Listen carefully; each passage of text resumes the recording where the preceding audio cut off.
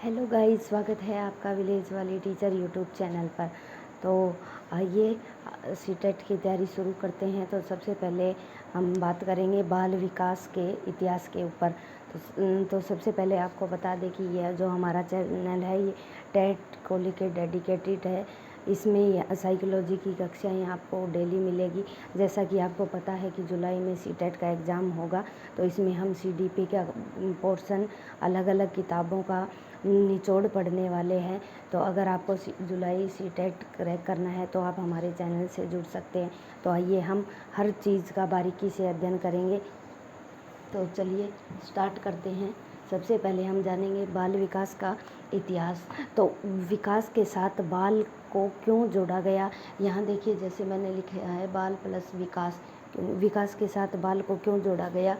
तो सबसे पहले हम बात करते हैं कि जो जितने भी सजीव है, जितने भी लिविंग बीइंग है, उनमें उत्तरोत्तर होने वाली प्रक्रिया ही डेवलपमेंट है। उत्तरोत्तर समझेंगे जैसे हमेशा ये ऊपर की ओर बढ़ेगी, स्टेप बाय स्टेप हमेशा ये बढ़ती रहती है। विकास कभी भी नीचे की तरफ नहीं आएगा।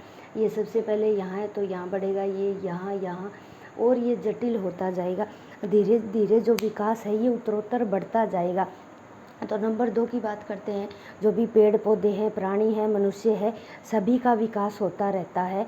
सभी का विकास जन्म से मृत्यु पर्यंत होता है। जैसे कोई हमने बीज बोया, वो बीज फिर थोड़ा छोटा पौधा बनेगा, फिर धीरे धीरे एक दिन नया पेड़ बन जाएगा। इसी तरह जो बालक है, जो गर्भ में जो बालक है, लड़का है या लड़की है, उसी तरह फिर वो इन्फेंसी में आएगा, गर्भावस्था में 9 महीने गर्भ में रहने के बाद बच्चा गर्भ में 280 दिन या 40 वीक रहता है। तो उसके बाद बच्चा शैशवावस्था की स्टेज में आएगा, फिर बाल्यावस्था की स्टेज में आएगा, फिर किशोरावस्था, ऐसे प्रौढ़ावस्था, इस तरह ये एक स्टेजेस चलती रहती है। लेकिन हम साइकोलॉजी के अकॉर्डिंग सिर्फ बाल विकास में किशोरावस्था तक ही स्टेजेस पढ़ने वाले हैं। तो पेड़ प्राणी में जीव जंतु और मनुष्य दोनों शामिल है। तो सबसे पहले क्या था कि गर्भ से लेकर मृत्यु पर्यंत जो अध्ययन किया जाता था उसे विकासात्मक मनोविज्ञान बोला जाता था। लेकिन आज के कंसेप्ट में चीज़ें बदल चुकी है।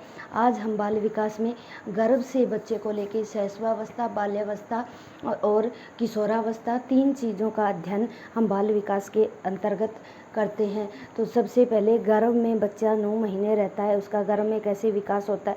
फिर बाहर आने के बाद जो स्टेज आती है वो शैशवावस्था होती है। शैशवावस्था में बच्चा स्कूल में नहीं जाता, परिवार में ये स्कूल पूर्व एज होती है। इसका हम आगे की कक्षाओं में डिटेल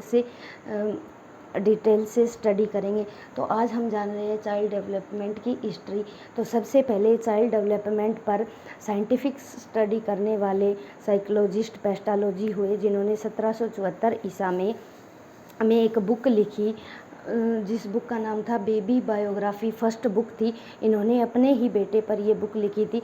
उन्होंने 3.5 साल के अपने बेटी को डेली ऑब्जर्व किया, उसके व्यवहार को देखा, उसके भार को देखा, हर तरीके का जो डेवलपमेंट उसमें नज़र आ रहा था। पेस्टालोजी ने बड़े ही बारीकी से उस पर अध्ययन किया।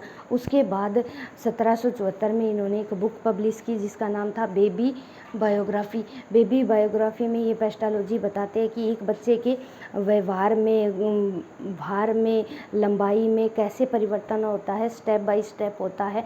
हर चीज़ का इन्होंने बारीकी से अध्ययन किया।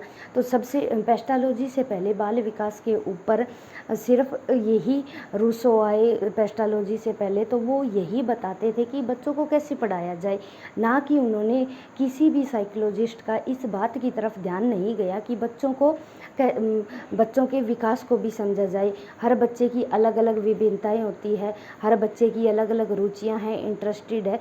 तो उसके हिसाब पेस्टालोजी से पहले किसी भी साइकोलॉजिस्ट का इस चीज़ पर ध्यान नहीं गया। लेकिन जैसे ही पेस्टालोजी ने बाल विकास का कॉन्सेप्ट पर वैज्ञानिक अध्ययन शुरू किया तो अलग अलग साइकोलॉजिस्ट की रुचि बढ़ी और बाल विकास को बड़ी बारीकी से समझा गया। और पेस्टालोजी के बाद टाइडमैन मनोवैज्ञानिक साइकोलॉजिस्ट आए 1787 में, जिन्होंने बेबी बायोग्राफी के नाम से सेकंड पुस्तक लिखी। इन्होंने भी अपने 3.5 साल के बच्चे पर एक्सपेरिमेंट किया और बताया कि बच्चों जो शुरू में बच्चा है उसकी मैच्योरिटी नहीं आती, धीरे धीरे डे बाय डे, और जैसा कि हमने बताया कि इस शहरों के हमेशा विकास है, वृद्धि एक समय के बाद रुक जाती है, लेकिन विकास जीवन पर्यंत चलता है। और टाइडमैन ने अपना जो मेथड दिया वो केस स्टडी मेथड दिया कि बच्चों पर पहले केस स्टडी की जाए कि बच्चों की क्या रुचि है, बच्चा जीवन में क्या करना चाहता है। पहले बच्चे को अच्छे से समझा जाए और उसके बारे में ये डिसाइड किया जाए कि बच्चों को कैसे पढ़ाना है, क्या शिक्षा देनी है, किस फील्ड में वो आगे जा सकता है। इस बात को लेकर फिर बाद में चर्चा की गई। रूसो ने भी एक पुस्तक लिखी और इसमें इमाइल नाम का एक उन्होंने काल्पनिक स्टूडेंट माना, इमेजिन की कि एक ऐसा बच्चा है, उसको मैं कैसे शिक्षा दूंगा। उन्होंने रूसो एक प्रकृतिवादी साइकोलॉजिस्ट थे, उन्होंने सिर्फ बच्चों को कैसे शिक्षा दे इसी बात पर फोकस किया, लेकिन ये नहीं बताया कि उन्होंने कि बच्चों के विकास को पहले समझा जाए और उसके हिसाब से एजुकेशन दी जाए। तो इसी तरह बाल विकास का इतिहास यहीं ख़त्म नहीं होता। नेक्स्ट वीडियो में हम इसको आगे डिटेल से अध्ययन करेंगे, स्टडी करेंगे, स्टेप बाय स्टेप। पहले गर्भावस्था की जो डिम्बावस्था है, हर चीज़ को बारीकी से डिटेल में पढ़ेंगे। शैशवावस्था के बारे में पढ़ेंगे, बाल्यावस्था के बारे में पढ़ेंगे, किशोरावस्था के बारे में पढ़ेंगे। तो किशोरावस्था 18 या 19 साल तक होती है, जिसे टीन एज भी कहा जाता है। इस पर जो खुल के अध्ययन करने वाले हैं वो स्टेनली हॉल थे। स्टेनली हॉल ने एडोलसेंस पुस्तक में इसका डिटेल अध्ययन किया, जिसे हम आने वाली नेक्स्ट वीडियो में पढ़ने वाले हैं। तो धन्यवाद, थैंक्स फॉर वॉचिंग। अगर जानकारी अच्छी लगी हो तो प्लीज़ हमारे चैनल को लाइक करें, सब्सक्राइब करें, और धन्यवाद, थैंक्स फॉर वॉचिंग।